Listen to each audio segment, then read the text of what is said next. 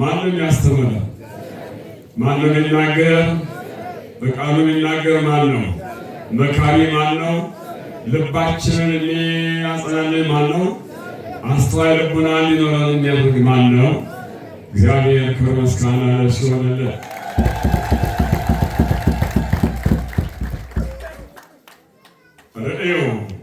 ርእዮ ለዮሐንስ እግዚኦ ዘከመ ከለሎ ይላል ቤተ ክርስቲያናችን ቋንቋ።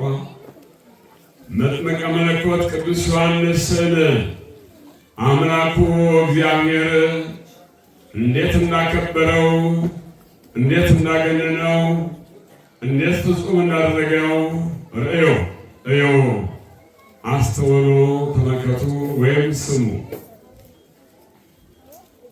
ክብሩን ስሙ፣ ገናንነቱንም እወቁ፣ ተረዱ የሚል ነው። የመጥምቀ መለኮት የቅዱስ ዮሐንስ ክብሩና ገናንነቱ የተገለጠው ገና በእናቱ ማኅፀን ሳለ ነው ማለት ነው። ገና በእናቱ ማኅፀን ሳለ በማኅፀን እያለ መራጭ ማን ነው? በማኅፀን እያለ መራጭ ማን ነው? እግዚአብሔር ነው መራጩ። እግዚአብሔር ለክብር የሚያበቃ እሱ ነው። ስለሆነም እግዚአብሔር በማኅፀን እያለ ዮሐንስን መርቶት ነበር። ነቢየ እግዚአብሔር ኤርምያስ እንደተናገረው በትንቢተ ኤርምያስ ምዕራፍ 5 ቁጥር 5 ላይ ምዕራፍ 4 ቁጥር 5 ላይ በወር ሳትሠራ አውቄሃለሁ፣ ከማኅፀን ሳትወጣ ቀድሼሃለሁ ይላል። በወር እያለን ሳለን የሚያውቀን ከወጣንም በኋላ ከተወለድንም በኋላ የሚቀድሰን ማን ነው? የሚቀድሰን ጥሩ ማን ነው? የሚቀድሰን እግዚአብሔር ነው በሉ። ማን ነው የሚቀድሰን? ማን ነው የሚያከብረን? ማን ነው ከፍ ከፍ የሚያደርገን? ክብር ምስጋና ለአምላካችን ይሁን።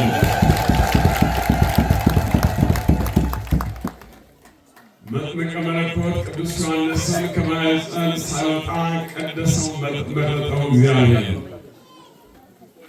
በእናቱ ማኅፀን እያለ ቅዱስ ዮሐንስ አዋቂ ነበረ። ገና ሳያይ ገና ሳይወለድ እነሆ ያውቅ ነበረ።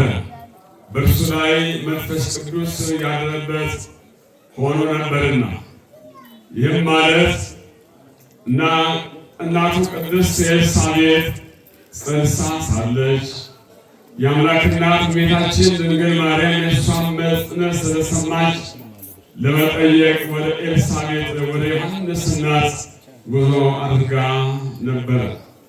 በዚህ ሰዓት ቅድስት ድንግል ማርያም እናታችን ወላዲተ አምላክ ወደ ኤልሳቤጥ ቀርባ ሰላም ስትላት በኤልሳቤጥ ማኅፀን ውስጥ ያለው ማን ነው? ማን ነው? ቅዱስ ዮሐንስ ነው። የእመቤታችን ድንግል ማርያምን የንጽሕት ቅድስት ድንግል ማርያምን ድምፅ ሲሰማ በማኅፀን እያለ የእመቤታችን ድንግል ማርያም ድምጿ ደስ የሚያሰኝ ነውና በረከቷ ክብሯ ከሁላችን ጋር ይሁን። ደስ የሚያሰኝ ነውና ያ የድንግል ማርያም ድምፅ በዮሐንስ ጆሮ ሲገባ ዮሐንስ በማኅፀን እያለ ዘለለ ይላል፣ ደስ አለው ይላል። ክብር ምስጋና ለአምላካችን ይሁን። ማን ነገረው የአምላክ እናት መሆኗን? ማን ነገረው ከእርሱ አምላክ የሚወለድ መሆኑ? ማን ነገረው ይባል እነሆ ዘካርያስ ሲነጋገር በነበረበት ሰዓት ከመላኩ ጋር መንፈስ ቅዱስ በእርሱ ላይ በማኅፀን እያለ መንፈስ ቅዱስ የሚያድርበት መሆኑን ቅዱስ ገብርኤል ገልጾ ነበርና መንፈስ ቅዱስ ገለጸለት ማለት ነው። አያችሁ፣ መንፈስ ቅዱስ በሰው ላይ ሲያደርግ ምን ያደርጋል? ስውሩን ነገር ይገልጻል። መንፈስ ቅዱስ በሰው ላይ ሲያደርግ ደካማውን መንፈሳዊ ኃይል ሊኖረው ያደርጋል። መንፈስ ቅዱስ በሰው ላይ ሲያደርግ የማይጸልየው እንዲጸልይ ይሆናል። መንፈስ ቅዱስ በሰው ላይ ሲያደርግ ክፉ ሰው ደግ ይሆናል። መንፈስ ቅዱስ በሰው ላይ ሲያደርግ እነሆ ሰው አስተዋይ እንዲሆን ያደርጋል ማለት ነው። መንፈስ ቅዱስ በዮሐንስ ላይ ያደረበት ስለሆነ የድንግል ማርያም ድምጿን ሲሰማ ነው ማኅፀን እያለ ዘለለ። ቅዱስ ያሬድ ቃል ሲተነትነው በድጓው ላይ ምንድን ነው ያለው? አምላኩን ፈጣሪውን አውቆ የሰገደ መሆኑን ሲገልጽ እንከርሰ እሙ ሰገደ የሚል ቃል ሲያሳድርብን ክፉ ከሆን በጎች እንሆናለን፣ እማንሰስ ስንሆን ደግሞ እንድንሰጥ ያደርገናል። ንስሐ ማንገባ ከሆን ደግሞ ንስሐ እንድንገባ ይጋበዘናል መንፈስ ቅዱስ ማለት እና ስለሆነም በዚህ መሰረት የእመቤታችን የድንግል ማርያምን ድምጿን ሲሰማ ዮሐንስ ዘለለ አዋቂ ነው የሚያሰኘው እንጂ እዚህ ላይ ነው ማለት ነው። እና ስለሆነም ይህ ቅዱስ ዮሐንስ ወደ መወለዱ ብንመለስ ይሻላል። ታሪኩ ሰፋ ስለሚል ተወለደ ብለን ብንጓዝ ይሻላል። መጥምቀ መለኮት ቅዱስ ዮሐንስ ከቅድስት ኤልሳቤጥ ከእናቱ እነሆ ተወለደ። በዚህ ሰዓት ቅድስት ኤልሳቤጥ ልጇን በሚገባ አሳድጋ እንደነበረ፣ ኋላ ግን በሄሮድስ አማካይነት ሕፃናት ሲገደሉ በነበረበት ሰዓት ቅድስት ኤልሳቤጥ እና ዘካርያስ ሲያዳምጡ የሰሙ ስለሆኑ ብዙ ሕፃናት አልቀዋል፣ ታርደዋል። ስለዚህ ልጃችን አንድ ልጃችን ነው፣ መጥተው ይገድሉብኝ አለች ቅድስት ኤልሳቤጥ። በዚህ ሰዓት ዘካርያስም እንግዲህ እናደርጋለን ይዘሽ ወደ በረሃ ሽሽዬ፣ እነሆ እኔ እምገደል መሆኔን እግዚአብሔር አምላኬ ገልጾልኛል። እኔ ሊገድሉኝ ይመጣሉ ሰዎች፣ ይህን ሕፃን ግን እንዳይገድሉት አንቺ ይዘሽው ሂጂ በረሃ አለ። የእግዚአብሔር መልአክ ይጠብቅሻል፣ ይመራሻል አላት። ኤልሳቤጥም ዮሐንስን ተሸክማ ዮሐንስን እቅፍ አድርጋ ጉዟን ብቻዋን ወደ በረሃ ቀጠለች። ማን ይመራታል? ማን ይመራታል? እግዚአብሔር ይመራታል። አንድም የእግዚአብሔር መልአክ ቅዱስ ገብርኤል ሊመራት እግዚአብሔር አምላክ አዘጋጅቶላታል ማለት እና ስለሆነ በዚህ መሰረት ኤልሳቤጥ ጉዞ አደረገች። ዮሐንስን ታቅፋ ሄደች በረሃ። ዘካርያስን እንተው፣ ታሪኩ የተለየ ስለሆነ አሁን ወደ ዮሐንስ ነው ጉዞ፣ ወደ ኤልሳቤጥ ነው ጉዞ እናድርገው። ኤልሳቤጥ ጉዞ አደረገች ወዴት? ወደ በረሃ ምድረ በዳ፣ ሰው የሌለበት አውሬ ብቻ ባለበት በዚያ ይዛው ሄደች። በዚያ ቆየች። በዚያ የሚመገበው ምግብ ዳቦና እንጀራ የለም፣ ከሁሉ የተከለከለ ነውና። እነሆ በዚያን ሰዓት የሚመገበው አንበጣ ወይም ደግሞ አንበጣ የሚባል ምግብ አለ። የጋጃ ማርም ይላል። ያን የተመገበ ነው የኖረው። ዳቦና እንጀራ በልቶ አይደለም ያደገው ዮሐንስ። በረከቱ ከሁላችን ጋር ነው እና ስለሆነም እዚያ ብዙ ጊዜ ከቆዩ በኋላ እነሆ 7 ዓመት ከመንፈቅ ሲሆነው እናቱ ቅድስት ኤልሳቤጥ ታመመችበት። ብቻውን ነው። ምን ያደርግ ሕፃን ብቻውን ነው። ታማም እነሆ አልተፈወሰችም። በዚያው አሸለበች፣ ሞተችበት። እንዴት ያደርጋት? በጣም ጭንቅ ነው። ሕፃን ነው። እንዴት ያደርጋት? እናቱ ሞተችበት። ማየ ያንሲ እሷ መስማት አልቻለችም፣ ሞታለች። ዮሐንስ ብቻውን 7 ዓመት ከመንፈቅ ልጅ ሆኖ እያለ ሳለ እንዲያ ሆኖ እያለ ሳለ ወደ ጌታችን ስንመለስ እመቤታችን ድንግል ማርያም ልጇን ወዳጇን ይዛ ወደ በረሃ እሷም ሸሽታ ነበርና በሄሮድስ አማካይነት እዚያ ናዝሬት እያሉ ሳሉ ልጇ ኢየሱስ ክርስቶስ አለቀሰ ይላል። በእናቱ እቅፍ ላይ ያለስ አለቀሰ። እናቱ ድንግል ማርያም ልጅ ሆይ እንዲህ ሆነ አልቅሳ አታውቅም፣ ምን ነው ምን ሆነ ያለቀስከው አለችው። እናትና ልጅ ይነጋገራሉ። በዚህ ሰዓት ነው ዘመንሽ ኤልሳቤጥ አረፈች እኮ፣ ሕፃኑ ዮሐንስ በምድረ በዳ ብቻውን ያለው።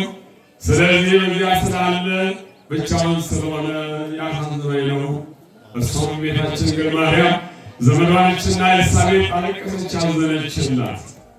ከዚህ በኋላ ታዲያ ልጄ ሆይ ምንድን ነው የምናደርገው አለችው። እናቴ አታስቢ አላት።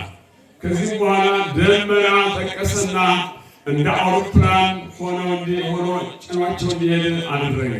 ደመናው መጣ። እናቴ ነይ በደመናው ላይ ተቀመጪ አላት። እንደ ፀሐይ የሚያበራ እነሆ ብሩህ ደመና መጣ። እዚያ ላይ ቁጭ አሉ። ከዚያም በኋላ በደመና ሆነው ወደ ምድረ በዳ ወደ ዮሐንስ ጉዞ አድርጉ። የሌላ ክብር ምስጋና ለአምላካችን ይሁን። ጉዞ አደረጉ ወደ ዮሐንስ ሲሄዱ ደረሱ እንበላቸው።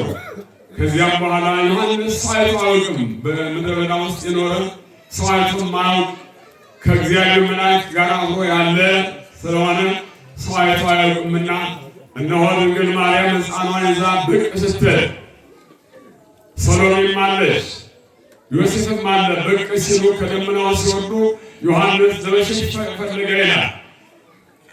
ጌታችን ኢየሱስ ክርስቶስ ሕፃኑ አንደበቱን ፈቶ ምን አለው? ዮሐንስ አትሽሽ፣ እኔም አምላክ ነኝ።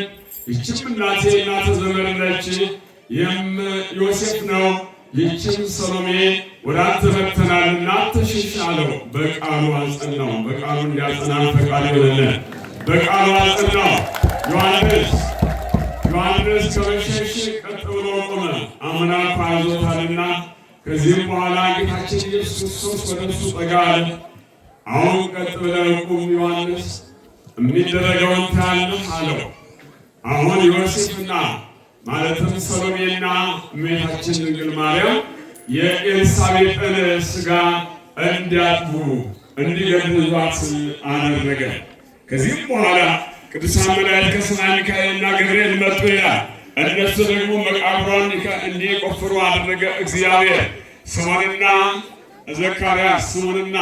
ዘካርያስ የሞተው ዘካርያስ በአጸደ ነፍስ ያው ሰሆኑ መጥተው ጸሎተ ፍትሐት እንዲፈቱ አደረገ። ከዚህም በኋላ እነሆ በክብር በጸሎት የቅድስት ኤልሳቤጥ በድኗ ወደ መቃብር ወረደ፣ በክብር ተቀበለች ማለት ነው። በረከቷ ከሁላችን ጋር ነው።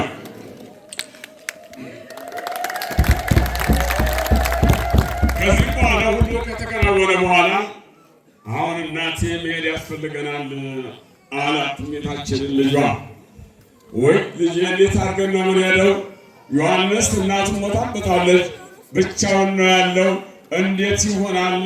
አውሬ ይበላዋል እኮ ልጄ አለች። አይ እናቴ እስካሁን ድረስ የጠበቅኩት ያለሁት እኔ ነኝ። ካሁን በኋላ ምንም የሚያገኘው ነገር የለም። ስለዚህ ይጠበቃል።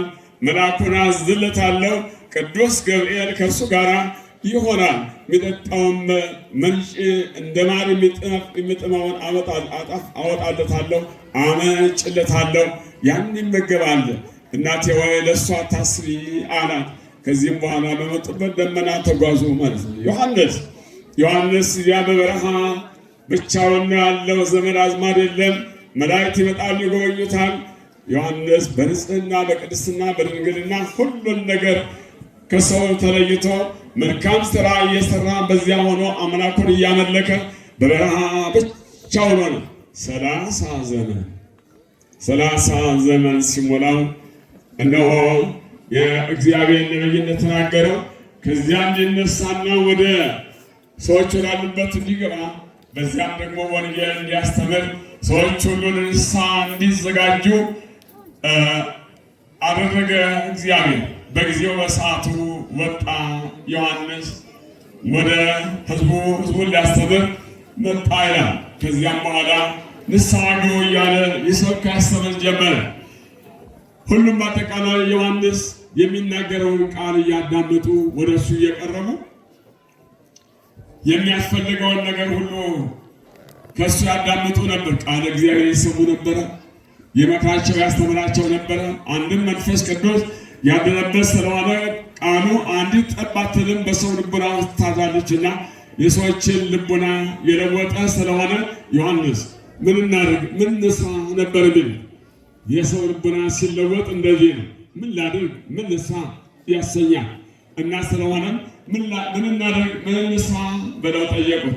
የሚሰሩትን ሁሉ በአጠቃላይ ነግሯቸው ለእግዚአብሔር እንዲዘጋጁ አድርጓቸዋል ማለት ነው። እግዚአብሔር ሁላችንም አዘጋጅቶ ለመንግስቱ ወራሾች ለክብሩ ቀዳሾች እንዲያደርገን ፈቃዱ ይሆንልን። ከዚህም በኋላ ዮሐንስ አሁን የመጣው ከዚያ የመጣ እውነተኛውን ቃል ሊናገር ነውና አሁን ያ ሄሮድስ የሚባለው ወንጀል ሰርቶ ነበረ፣ ሕገ እግዚአብሔርን ጥሶ ነበርና ወደ እሱ መጣ። እንዴት ነበር የጣሰው ሕጉን? የፊልጶስ ማለትም የሄሮድስ ወንድም ነበረ። ስለሆነም ያ ወንድሙ ሲሞትበት ያችን ኤልሳቤጥን ማለት ያችን ማለት ሄሮድያዳን የትዳር ጓደኛ ሊያደርጋት ፈለገ። አልቀረምና ከዚያም በኋላ የትዳር ጓደኛ ሊያደርጋት እሷም የለም የወንድም የፊልጶስ ሚስት ነኝ፣ ስለዚህ ለአንተ አልገባም ሳትለው እነሆ እሺ ብላ እሷም በዚያው ቀጠሉ፣ ኃጢአት ሰሩ ማለት ነው። ከኃጢአት አምላካችን የጠበቀን እግዚአብሔር። ከዚህም በኋላ ነበረ ይህን ሁኔታ ያውቃልና ዮሐንስ እንዴት እንደዚህ ታደርጋለህ?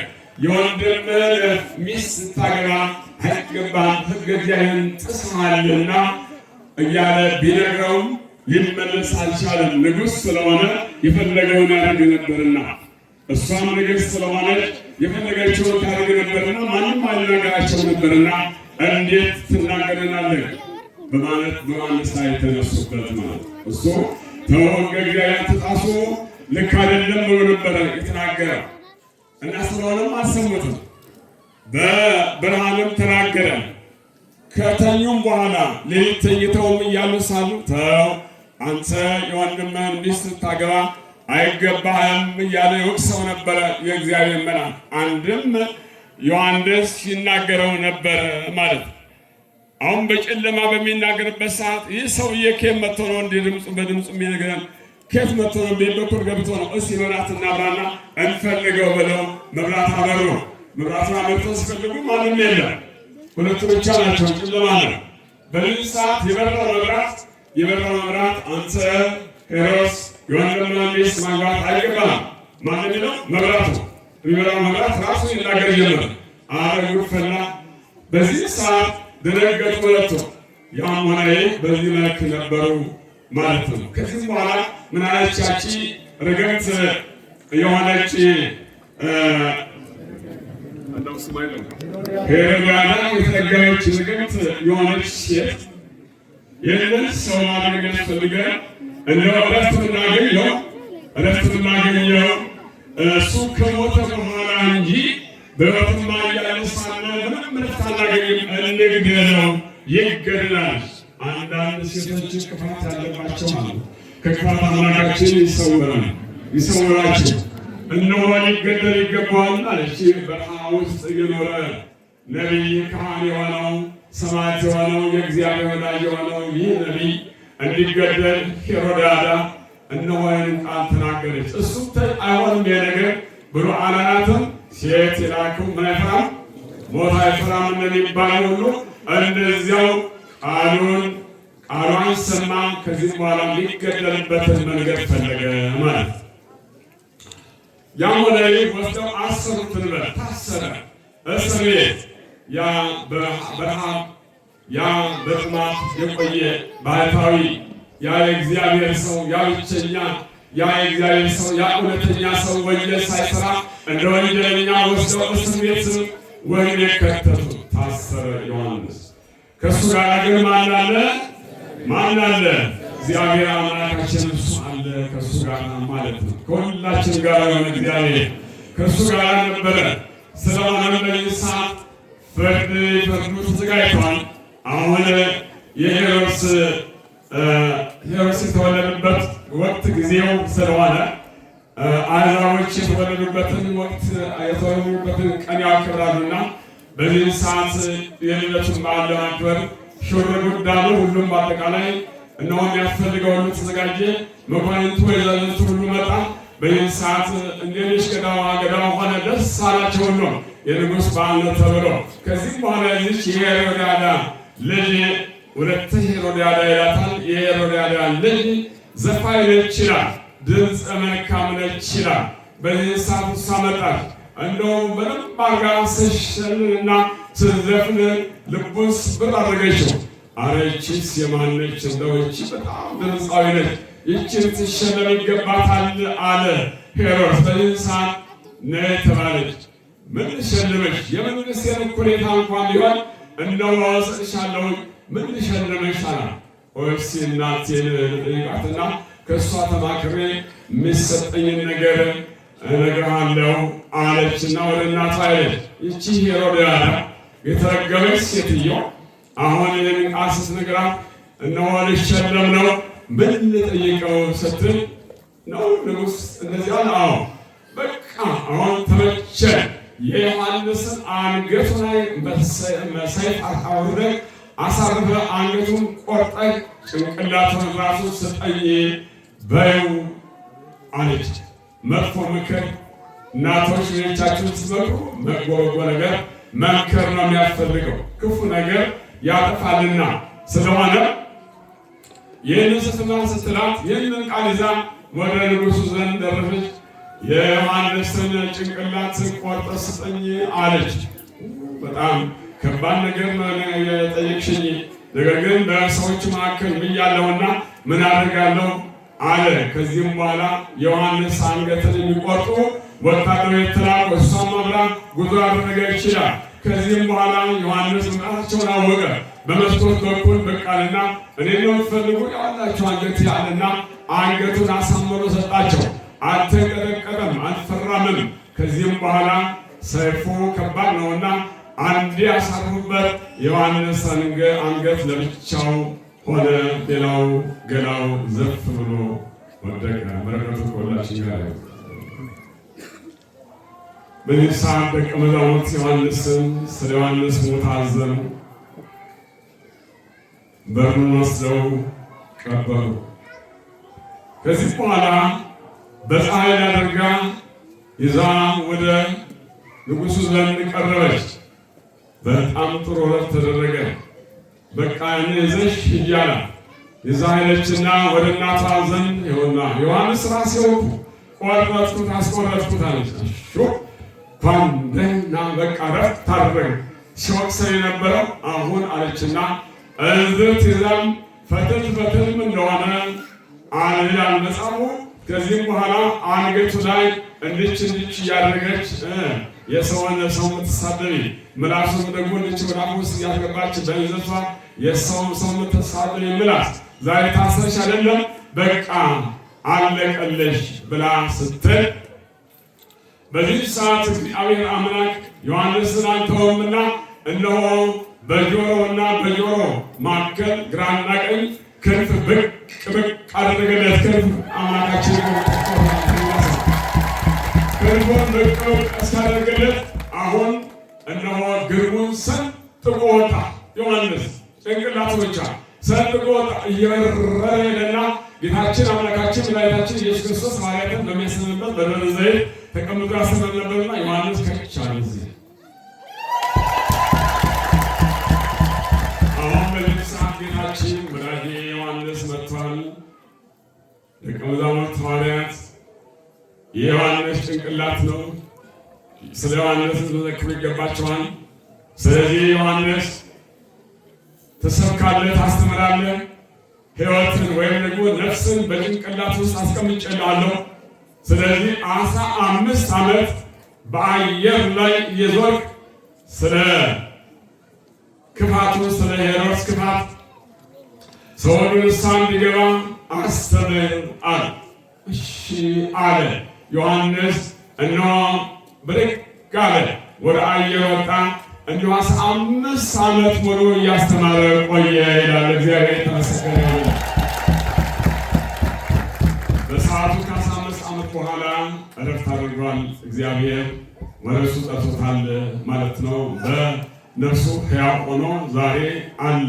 ዛሬ ሕያው ሆኖ የምንለምነውን ልመና ሁሉ ወደ እግዚአብሔር እያቀረበ ሁላችን ከችግር እንድንድን ያደረገን ያለ ነው ማለት ነው። በረከቱ ጸጋው ከሁላችን ጋር ነው። ታዲያ እንግዲህ እረፍት አድርገን ወሽ አሉ ሁለቱም ሄሮድስም ያቺ ሄሮድያዳም ልጅየውም እንደዚያው ሆነው ሳሉ አሁን እንደገና ነገር ተገለበጠ። ልጅየው የሄሮድያዳ ልጅ አንገቱን ያስቆረጠችው አሁን ወደ ሄሮድስ መጣ። አንተ ሄሮድስ እነሆ የወንድምህን ሚስት ልታገባ አይፈቀድልህም አለች። እንዴ ደግሞ ዮሐንስ ሲወቅሰኝ የነበረው ደግሞ አንቺ ደግሞ ትወቅኛለሽ አለ። ከዚህም በኋላ ተመለሰችም። በሕዝቡ መካከል ትወቅሰው ጀመረ። ማን አናገራት? ዮሐንስን ማን አናገረው? እሷንስ ማን አናገራት?